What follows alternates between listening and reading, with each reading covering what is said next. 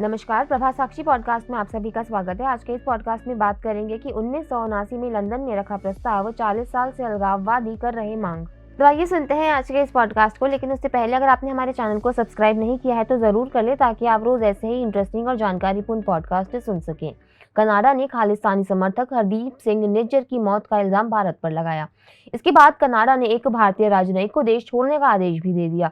Canada के इस कदम के कुछ ही घंटों बाद भारत ने जैसे को तैसा वाला जवाब देते हुए कनाडाई राजनयिक को भी भारत छोड़ने का आदेश दे दिया। विदेश मंत्रालय ने इसकी जानकारी दी है। बता दें कि कनाडाई राजनयिक को 5 दिन के भीतर भारत छोड़ने का आदेश दिया गया है। इससे पहले कनाडा के प्रधानमंत्री जस्टिन ट्रूडो के इस बयान के जवाब में कहा कि उनके देश में जांचकर्ता भारत और खालिस्तान समर्थक अलगाववादी हरदीप सिंह निज्जर की हत्या के बीच एक संभावित लिंक की जांच कर रहे थे। वहीं भारत सरकार ने कनाडा पर खालिस्तानी आतंकवादियों और चरमपंथियों को शरण देने का आरोप लगाया और कहा कि इस मामले पर कनाडाई सरकार की निष्क्रियता लंबे समय से और निरंतर चिंता का विषय रही है। विदेश मंत्रालय के एक बयान में कहा गया कि कनाडाई राजनीतिक हस्तियों ने खुले तौर पर ऐसे तत्वों के प्रति सहानुभूति व्यक्त की है और कनाडा में हत्या, मानव तस्करी और संगठित अपराध सहित कई अवैध गतिविधियों को दी गई जगह कोई नई बात नहीं है। कनाडा में किस तरह की भारत विरोधी गतिविधियां देखी गई हैं? पिछले कुछ वर्षों में ऐसे उदाहरण सामने आए हैं। सबसे हालिया घटना 4 जून को हुई, जब अमृतसर के स्वर्ण मंदिर में ऑपरेशन ब्लू स्टार की 39वीं वर्षगांठ से पहले ब्रैम्पटन, ओंटारियो में एक परेड का आयोजन किया गया था। 5 किलोमीटर लंबी परेड में एक झांकी पूर्व प्रधानमंत्री इंदिरा गांधी की हत्या का जश्न मनाती हुई प्रतीत हुई। एक महिला को खून से सनी सफेद साड़ी में दिखाया गया, जिसके हाथ ऊपर थे और पगड़ीधारी लोगों ने उस पर बंदूकें तान रखी थी। घटना स्थल के पीछे एक पोस्टर पर लिखा था, दरबार साहिब पर हमले का बदला। विदेश मंत्री एस जयशंकर ने इस पर कड़ी असहमति जताई और कहा कि वोट बैंक की राजनीति की आवश्यकताओं के अलावा हम यह नहीं समझ पा रहे हैं कि कोई ऐसा क्यों करेगा। विदेश मंत्री ने कहा था कि मुझे लगता है कि अलगाववादियों, चरमपंथियों, हिंसा की वकालत करने वालों लोगों को जगह दी जाती है, उसके बारे में एक बड़ा अंतर्निहित मुद्दा है। ब्रैम्पटन कनाडा की सबसे बड़ी सिख आबादी का घर है। पिछले साल सिख फॉर जस्टिस के नाम से जाना जाने वाला खालिस्तानिक समर्थक संगठन ने यहां खालिस्तान पर एक तथाकथित जनमत संग्रह आयोजित किया था। आयोजकों ने दावा किया कि खालिस्तान के समर्थन में 1 लाख से अधिक लोग आए थे। भारत सरकार ने कड़ी फटकार लगाते हुए कनाडा से किसी भी प्रकार के भारत विरोधी गतिविधियों पर रोक लगाने का आग्रह किया था। इसके साथ ही भारत सरकार की तरफ से कनाडाई सरकार से उन सभी व्यक्तियों को आतंकवादी के रूप में नामित करने के लिए भी कहा गया।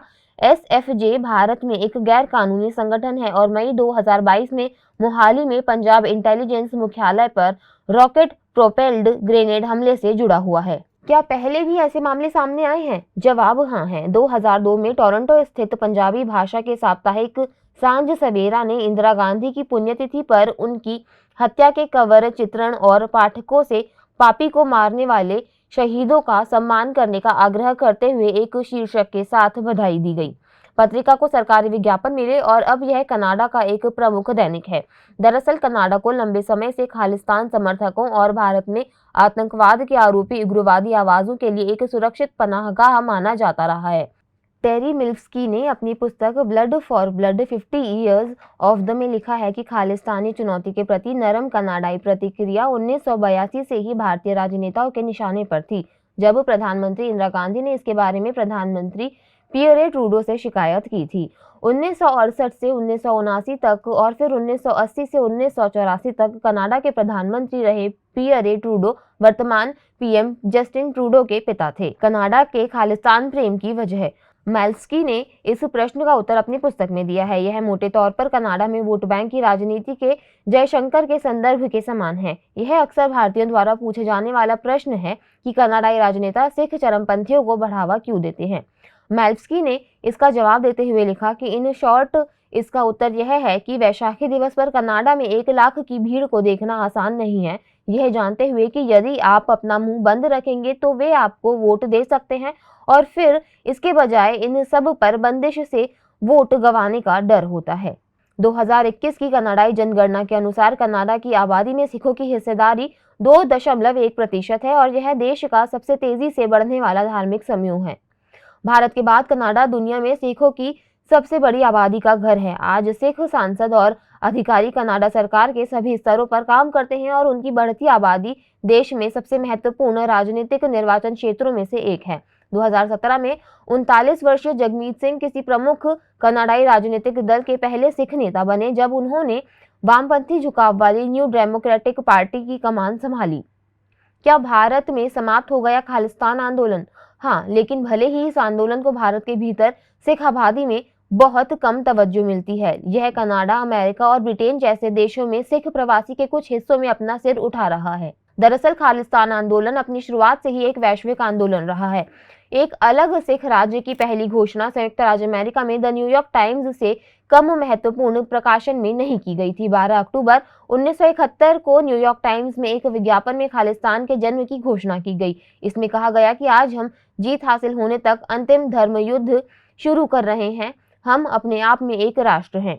बेशक पंजाब में उग्रवाद के चरम पर पाकिस्तान और चीन अक्सर खालिस्तानी आतंकवादियों को सामग्री सहायता प्रदान करने में शामिल थे। भारतीय सेना ने पाया कि स्वर्ण मंदिर में छिपे आतंकवादियों के पास चीनी निर्मित आरपीजी थे। कनाडा में खालिस्तान आंदोलन क्यों जारी है? यहाँ यह ध्यान रखना महत्वपूर्ण है कि सभी कनाडाई सिख खालिस्तान समर्थक नहीं है और अधिकांश प्रवासी सिखों के लिए खालिस्तान कोई हॉट ट्रेंडिंग टॉपिक नहीं है। मेलेव्स्की ने पिछले साल डीड ब्लू को बताया कि कनाडाई नेता सिख वोट खोना नहीं चाहते हैं, लेकिन वे गलत सोचते हैं कि खालिस्तानियों का अल्पसंख्यक समुदाय कनाडा के सभी सिख हैं। मिलेव्स्की ने प्रवासी भारतीयों के भीतर खालिस्तान के लिए समर्थन को पंजाब की जमीनी हकीकतों से जुड़ाव की कमी के कारण पाया। प्रवासी भारतीयों में वो लोग शामिल हैं जो 1980 के दशक के दौरान चले गए थे, जब आंदोलन अपने चरम पर था और भारतीय राज्य खालिस्तानी अलगाववादियों पर बेहद सख्त था। इस दौरान कई अतिरिक्त न्यायिक गिरफ्तारियां और हत्याएं हुई थी। उस समय की यादों ने इन लोगों के बीच आंदोलन को जीवित रखा है। भले ही आज पंजाब की जमीनी हकीकत बहुत अलग है, आंदोलन के और भी कम होने की संभावना। हालांकि प्रवासी भारतीयों के भीतर भी पिछले कुछ वर्षों में समर्थन कम हो गया है। एक छोटा सा अल्पसंख्यक है जो अतीत से चिपका हुआ है और वह छोटा अल्पसंख्यक लोकप्रिय समर्थन के कारण महत्वपूर्ण नहीं है, बल्कि इसलिए क्योंकि वे बाएं और दाएं दोनों तरफ से विभिन्न राजनीतिक दलों के साथ अपने राजनीतिक प्रभाव को बनाए रखने की कोशिश कर रहे हैं। वे बड़े पैमाने पर समर्थकों को इकट्ठा कर सकते हैं जो उन राजनेताओं को वोट देंगे जो उनके सुर में मिलाएं। आंदोलन के और भी कम होने की संभावना है। मिलेव्स्की ने कहा कि वर्तमान में खालिस्तान आंदोलन लोकप्रिय समर्थन के बारे में नहीं है, यह भू राजनीति के बारे में है। चीन और पाकिस्तान जैसे देश खालिस्तान आंदोलन को इस आधार पर अच्छी तरह बर्दाश्त कर सकते हैं, सब्सिडी दे सकते हैं और विभिन्न तरीकों से सहायता कर सकते हैं कि यह भारत में उनके दुश्मनों के लिए परेशानी पैदा कर रहा है। आज के लिए इतना ही। अगले पॉडकास्ट में किसी और मुद्दे पर देंगे आपको विस्तृत जानकारी। तब तक के लिए जुड़े रहें प्रभा साक्षी के साथ।